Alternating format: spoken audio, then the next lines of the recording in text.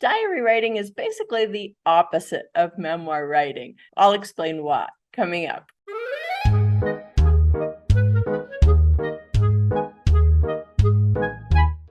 So a lot of people come to me and they have a really great memoir idea. They have a really interesting life story and they talk to me about it. And I start getting really excited and I'm envisioning how this book will play itself out. And then they say these words to me, and I'm going to structure it like a diary. And all of my enthusiasm just fades away.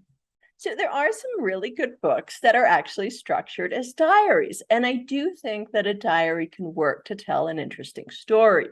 The problem is when people think that writing their memoir as a diary will actually be easier. And the reality is it is much, much more difficult to make a book work in diary format. So in this video, I'm going to explain three things. I'm going to explain why a diary is written in the very way that most memoir writers should avoid.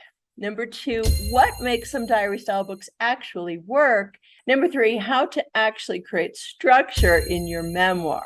The reason I have such a strong reaction when people tell me they want to structure their memoir like a diary is the fact that they think that it's going to be easier. They think, well, wouldn't it be easier to just write a day-by-day account and that's how I'll write my memoir?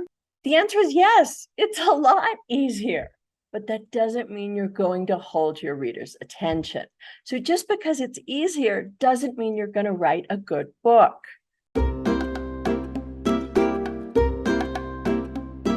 The problem with writing your memoir in a diary style is the same problem I see in memoirs that just don't have solid structure. Basically, they're just a bunch of disjointed stories pasted one after the other. And telling someone a bunch of random things that happened to you is the opposite of plot. So, what is memoir structure? Well, memoir structure is basically synonymous with plot. And the basis of structure starts by connecting your stories. Diary writing actually has the opposite effect.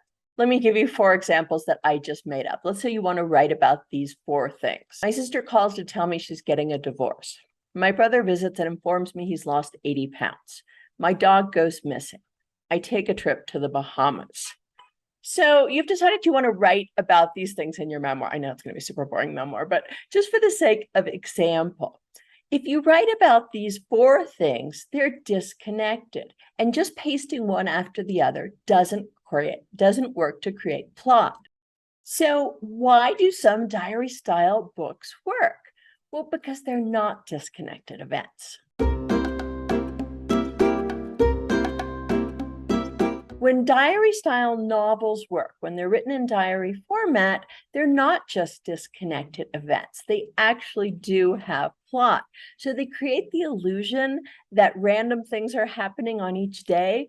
But if you delve into these books, you'll notice that there is plot happening, that one event brings about the next one, that the writers come back to the same topics over and over again, that they've actually created a single plot line. So there's the illusion that this is diary writing, but it's really not. It's just traditional plot with breaks thrown in. So take, for example, Bridget Jones' diary. Is she really just recounting random events from her life? Not at all. Obviously, this is a novel. It's not a memoir. But what I want you to notice is that there's plot there. It's really the story of her love life. And this would have worked had she taken out all of the breaks, had she not written a diary format. It wouldn't have changed the plot of the book very much. If you've read The Diary of Anais Nin, this isn't really a diary. It's a book about Anais Nin's relationship with Henry and June Miller.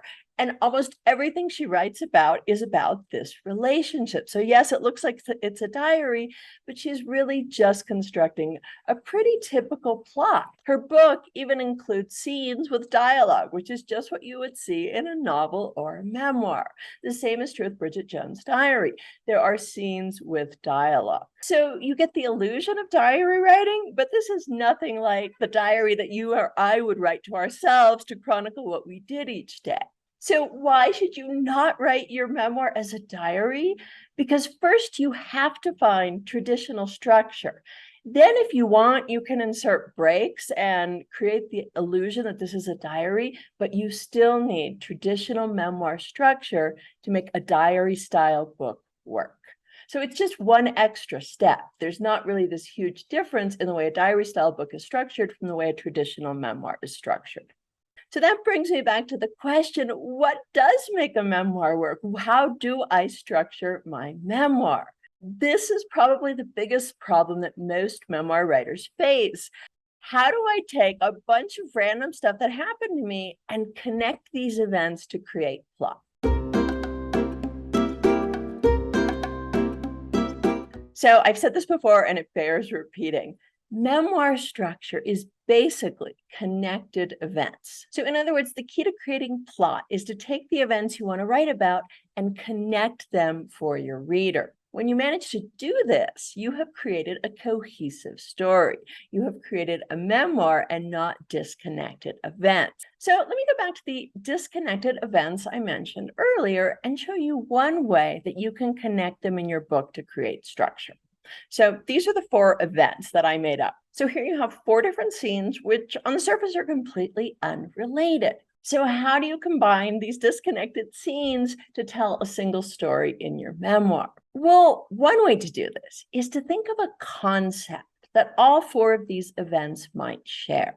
Honestly, I created these events without having any concept in mind. I just randomly thought of 4 things. And now I look at them, and to me, one thing that jumps out at me that they might have in common is the idea of separation. Now, there's no one right answer to this question. This was just the first thing that occurred to me. What is the concept that they might share? So if I decide that I'm going to use this idea of separation as a way to construct my chapter, as a way to create structure, what I will do is I will refer to this idea time and time again in between my scenes. So I might start the chapter by introducing this concept, by talking about separation in my own life, by talking about how I've always felt separate from my own family members, which would be a great segue into the first scene. My sister calls, and it turns out she's going through a divorce. Then I conclude that scene with new reflections. My sister is going through her own separation, one that actually brings us closer together. So when I see my brother and realize he's lost 80 pounds, I see both integration and separation going on in his life. He's achieved this huge accomplishment, separating himself from this weight that's held him down for most of his life. But at the same time, his identity is in flux and he feels distant from the person he's always felt himself to be. My dog goes missing. And suddenly I'm separated from the companion who's been with me for 8 years. In order to recover from this loss, I decide to escape to the Bahamas. And there I take a break from the routine of daily life, a separation from my day-to-day existence. Okay, so I just kind of made that up quickly. I took this idea of separation and used it to connect 4 disconnected events. And in connecting these 4 disconnected events, I created a single story. That is what you want to do in your memoir. You don't want to write your memoir like a diary, day by day, what happens to you. Rather, you want to do the opposite. You want to take disconnected events, find the thread that links them, and use that thread to tell a cohesive story. That's just one way of creating structure. If you'd like more tips, I suggest you sign up for my free 7-part memoir class by clicking on the link below this video. Also, I'm always grateful for likes and subscribes. Take care, guys.